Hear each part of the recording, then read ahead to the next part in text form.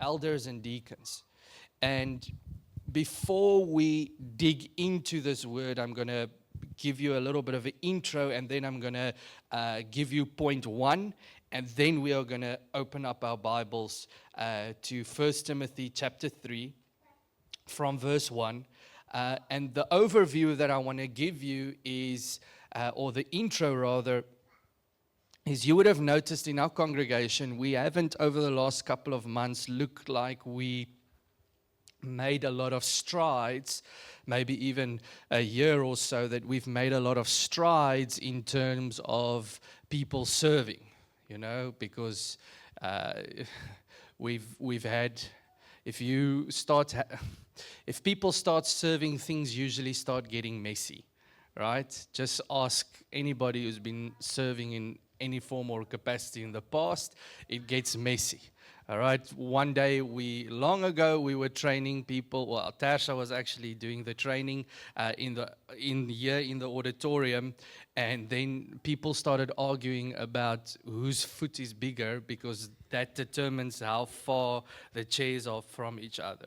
And it's not about that. It's just that we want people to sit comfortably. So if that foot is a centimeter bigger, then I don't understand why you're arguing about foot sizes, so it gets messy. Or one person makes coffee in a certain way, or the other person serves in another way, and all of us know, and nobody can judge each other because we all have different gifts, but some people can't make coffee. Have you ever had coffee at a person's house and then you go, I should have had water? Or something like that. We've all had that experience where you go and you visit somebody, and in the back of your head, you need the bathroom after this, like ASAP, right? And if you want a person that makes very good coffee, please go visit Tarsha. She makes exceptional coffee, just saying. But you would have noticed that over a period of the last couple of months, it looks like we haven't done much to promote elders or promote deacons. And we're gonna look at it in a moment's time, what it means. But we haven't been doing nothing. We've been searching for a biblical model of church.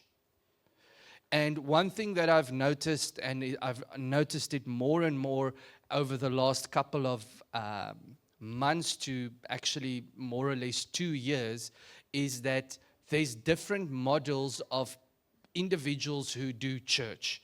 There's different church models out there. But the problem is there's many people that have adopted a business model mindset that they apply to church, right? And so they apply this sort of a CEO business structure to the church. And, you've got the leaders, and then you've got this organizational chart going down, and all of these people are in the congregation and in the church, and you can sort of climb the ladder of this, to the top, to where you can maybe lead greater groups. But the question that I've been asking myself over the last couple of years is, what is the model Jesus gave us? Because we can quickly go too far and adopt a model that looks right and it promotes growth, but it's not biblical. Are you with me, church? I've seen so many congregations that they adopt this business model mindset, and now this business model, because it's so successful in the business world, and people, it's crazy. The moment a person just feels involved, he is more involved. And so people sort of, I want to say, think they are thriving in the church just because they're involved in the church. But sometimes we involve people too early.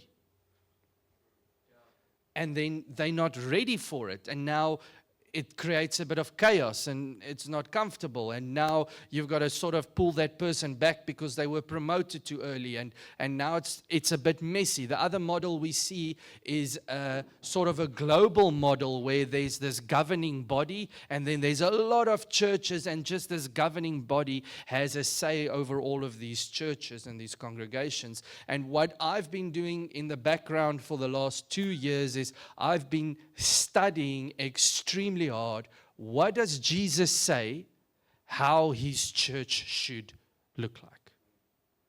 And the essence of what the church of Jesus should look like starts with elders and deacons. It starts there. And so I want to give you point number 1, because I need to give it to you before we read the scripture. And point number 1 is, do I understand elders and deacons biblically? Okay? I know for a fact that there are people in the room that have been a part of different organizations over the years where they've heard these two terms called elders and deacons, and the only thing that they think of when they hear elders and deacons is abuse. Okay?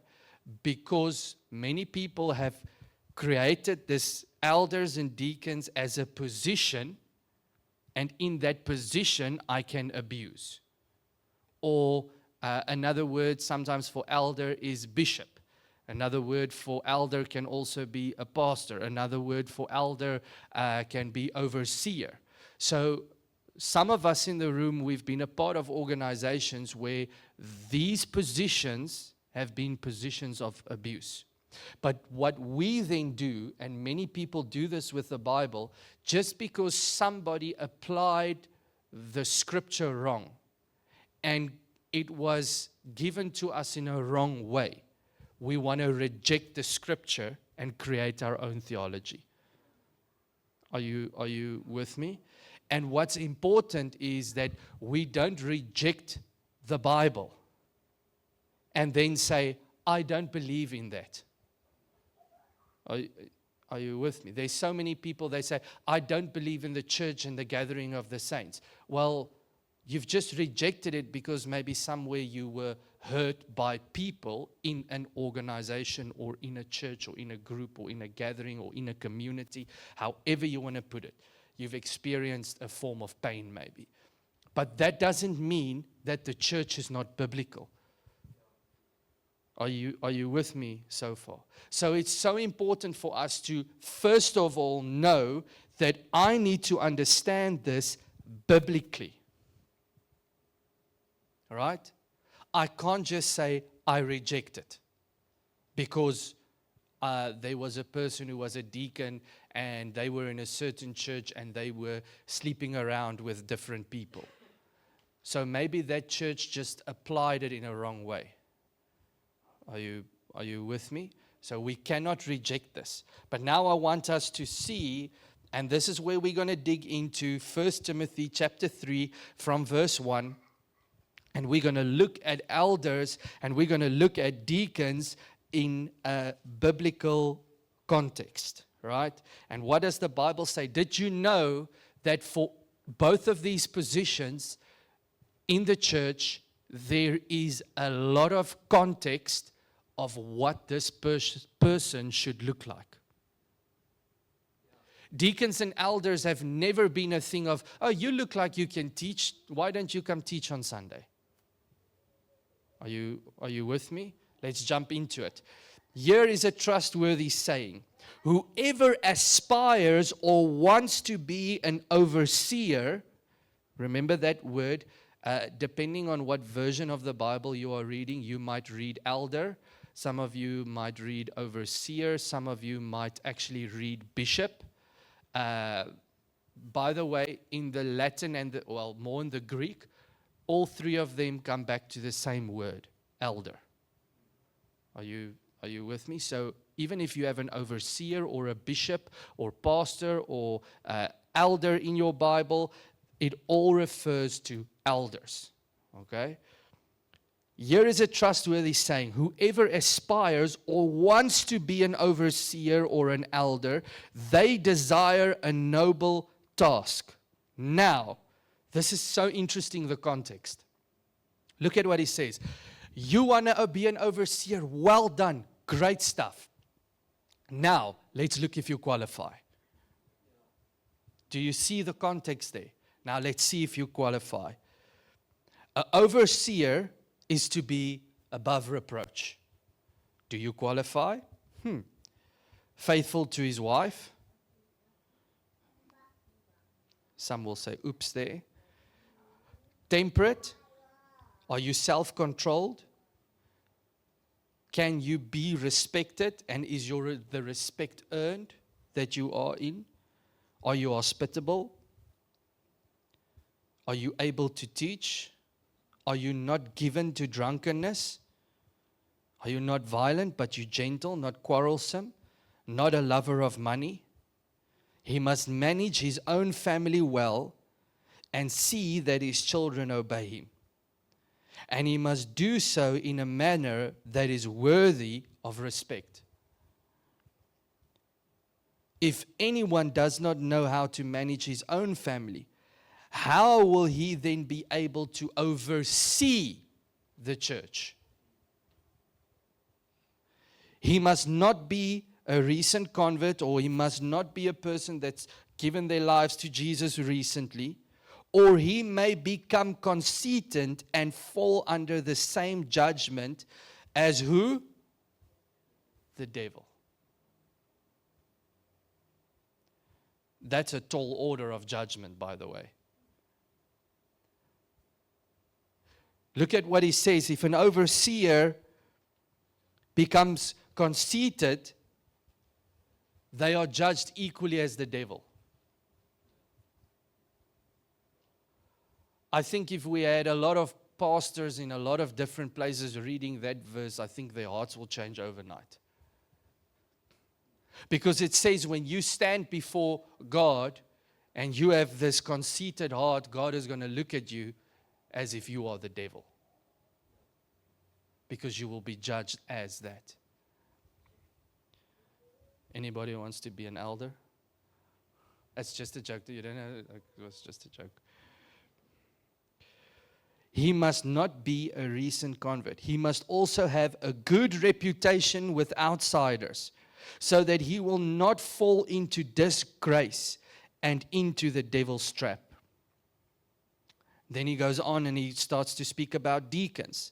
In the same way, deacons are to be worthy of respect, sincere, not indulging in much wine, and not pursuing dishonest gain. They must keep hold of the deep truths of the faith with a clear conscience. They must first be tasted.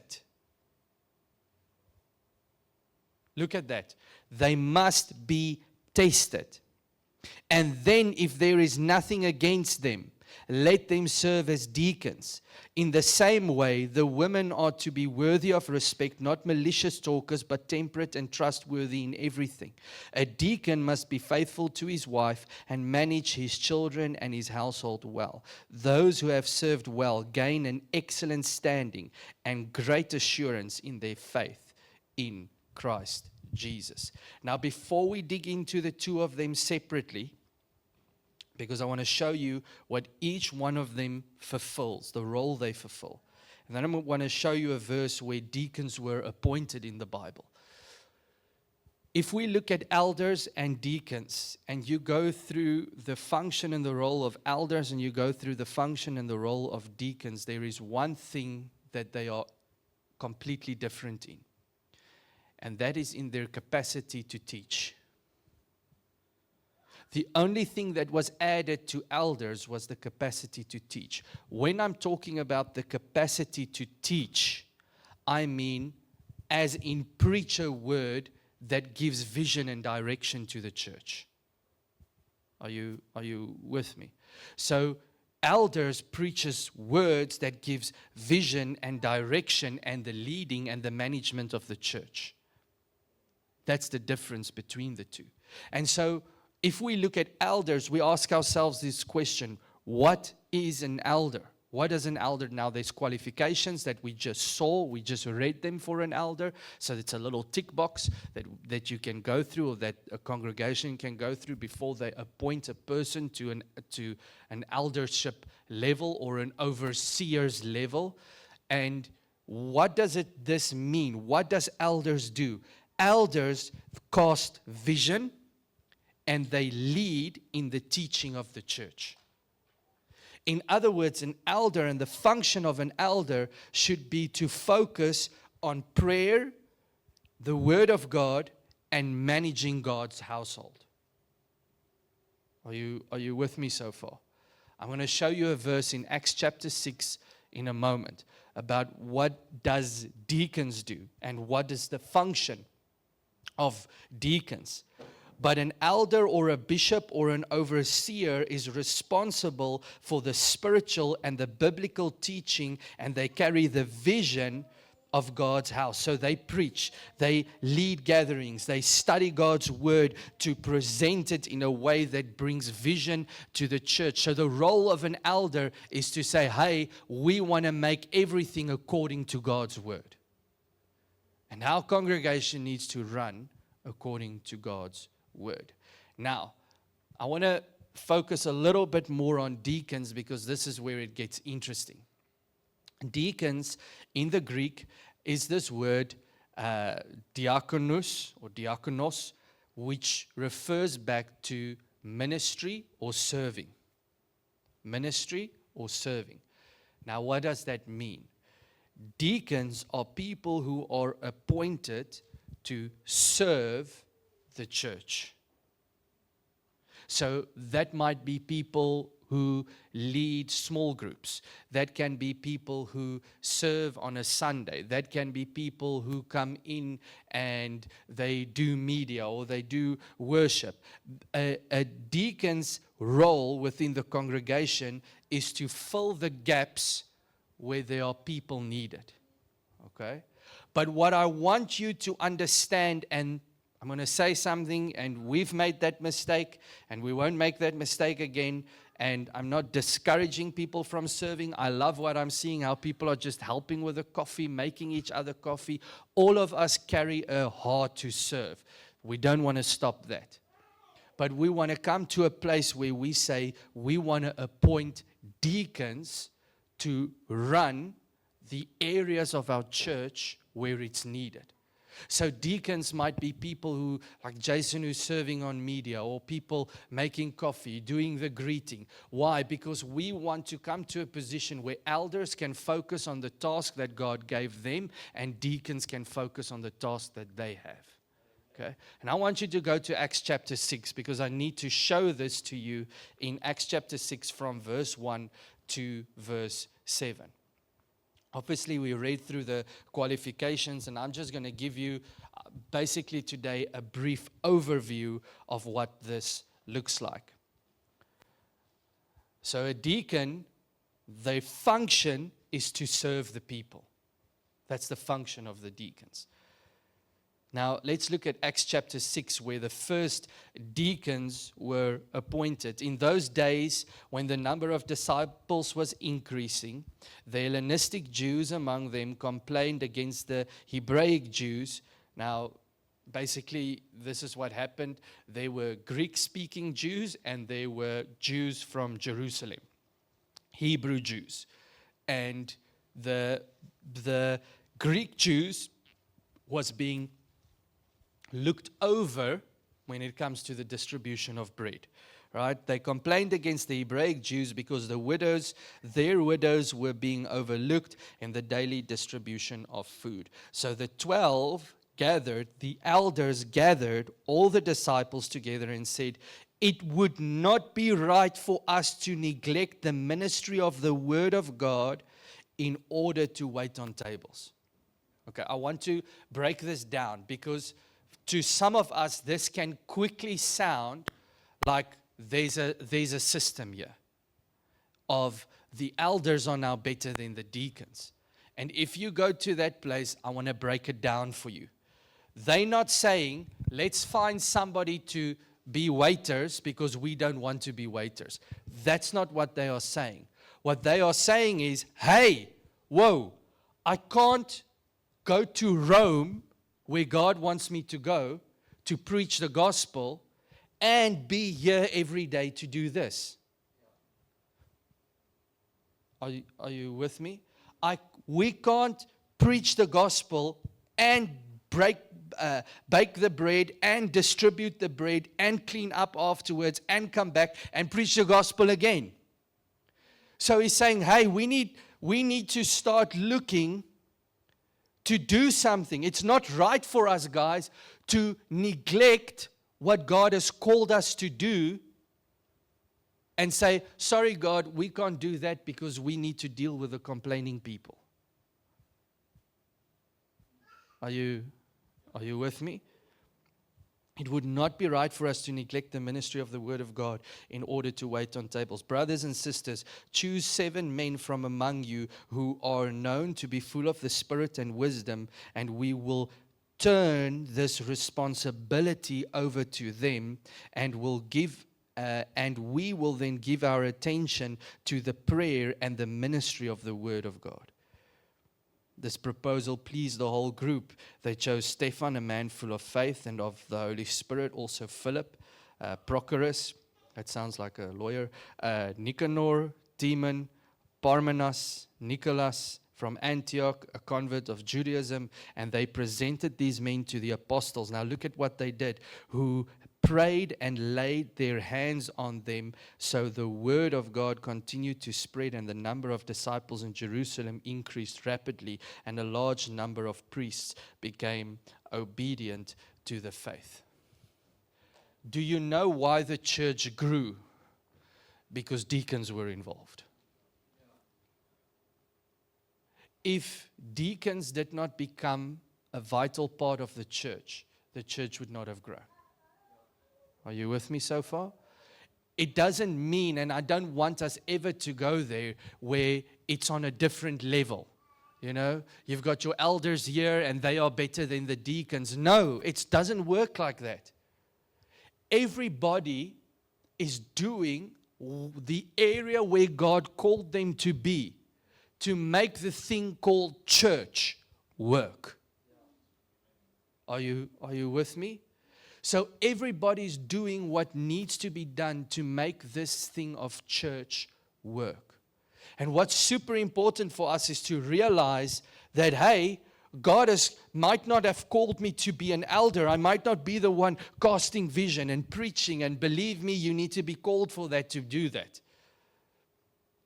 Because I think sometimes people just see what happens on a stage and they don't see the hammering that it takes in the week, or the discipline it takes to just get here.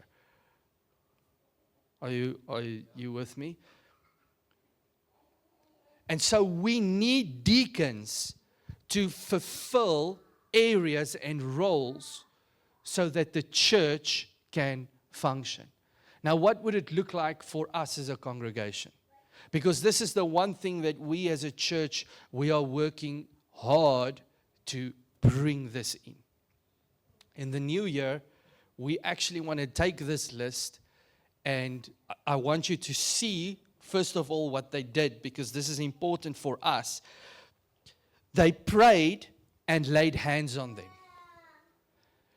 It wasn't just something that they said, oh, okay, we're going to get a few people here involved, and, you know, who wants to do it? Lift up your hands. Okay, 1, 2, 3, 4. Okay, that's enough people. Let's do this. We are missing the essence of it. Because the other word that I want you to see in terms of deacons is deacons carried responsibility. Ask any person who carries responsibility. There's authority involved. They've got delegated authority and delegated responsibility to take care of an area. So there must be trust. And they must be trustworthy if they want to serve as a deacon. I remember one day when we still did serving, and we were like, okay, who wants to serve? We've got an event coming up. Can we just have 2 ladies that does this? And there were 2 ladies, and they were like, yes. And then the day of the event, we were busy with, we started already. I'm like, hey, like we asked like people to serve in this area. I wonder where are they? And so they actually ended up sleeping through our entire event. And I was like, oh, so sorry, I fell asleep. I was like, that's fine, but it's called trustworthy. And so they were upset because I said we're not gonna for a while not ask them to serve. I think ultimately they sort of left the church because of that. But it's not because we want to be funny, but it's because, hey, we need people who are trustworthy. And we need people who's gonna, be here at 6:30 with us. Or 7. Or 7:15.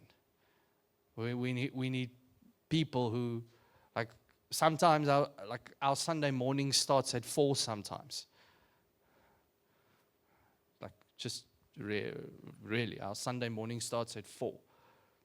You know what's so crazy? Sometimes you get people, and we've had it so many times, that we ask them, hey, do you want, I want to come to church. Okay, yeah, I can get you, but we're going to be here from like 7. I'm like, wait a minute. One day I asked myself, and this is just a general thing, does this person even understand the price that we pay? Not money, in our lives to make church happen. And in the back of my head, I just realized, you'll never be a deacon.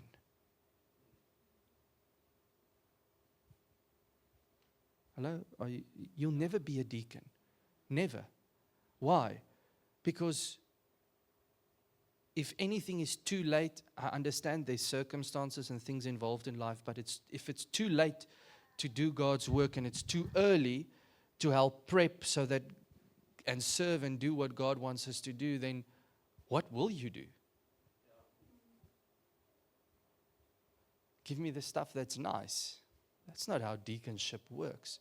Deaconship literally means I want to serve in an area where there's a gap. And yes, deacons are going to be connected into spaces where they are good, right? I like admin. Don't give me admin. Like, I'll get it back to you in 9 weeks, okay? And then I just have to sign a form, but you'll see it in 9 weeks. Like, I have to force. I don't know if there's other people in the room that's like, I have to, if there's admin, I'm like, okay, I have to sit down and do it. So I found a system that works for me. I go to a coffee shop and then I order a coffee because I can't go anywhere or do anything. So I have to finish the admin. So now I have to do the work, right? But it works for me. If it works for you, I'm in Seattle every Wednesday if you would like to join me. But anyway, it's just a joke. It's just a joke. But if you want to, we can have coffee. But what do deacons do? Deacons serve in the areas where there's gaps. And you might be good at admin, but I'm not. So guess what? You can fill the gap. Church, hello, are you with me? One person might be great at making coffee, and unfortunately, sometimes we're going to tell you, listen, your coffee is not very, it's not very coffee. When people walk out the church, like 4 teaspoons of coffee in there. So you might not be great at making coffee, but you've got the best smile in the house. And you can stand and say, hey, people, why don't you come here, talk to me. I've got a nice smile. And so in the new year, we want to focus on calling deacons up to the stage, praying over them, and releasing them for the areas that God has called them to function in. Amen? We're not gonna take this lightly and say, oh, okay, do you just want to serve? There's an area, great, serve in that area. Because we see that the elders, or the apostles rather, they came into this position where they didn't just tell the people, okay, find them and just sort it out to be amongst you guys. We've got to go to Rome, so just figure it out. We'll be back. And then later they came back and, oh no, this one tried, this one tried. No, they prayed over them, laid hands upon them, and released responsibility to them. Which means they carried authority and responsibility in areas. Are you with me, church? And I want to end off with one last thought. Never, ever, ever think somebody else is better than you because they carry more responsibility or less responsibility or whatever. One thing that we are going to do is we're going to say, hey, if you want to serve, first of all, do you qualify? Right? Because there's biblical outlines for this. He says they must be tested. Are they worthy of respect? Are they sincere? So what happens if I indulge in too much wine? Sorry. What if I was tested and somebody has something against me that's biblically valid? Sorry. Do you see how serious elders and deacons were in the Bible? It was never just something of, hey, do you want to serve? And, just go and serve. Great, just go and serve. And we should serve one another. We're called to serve one another. But deacons were called and released with responsibility over areas.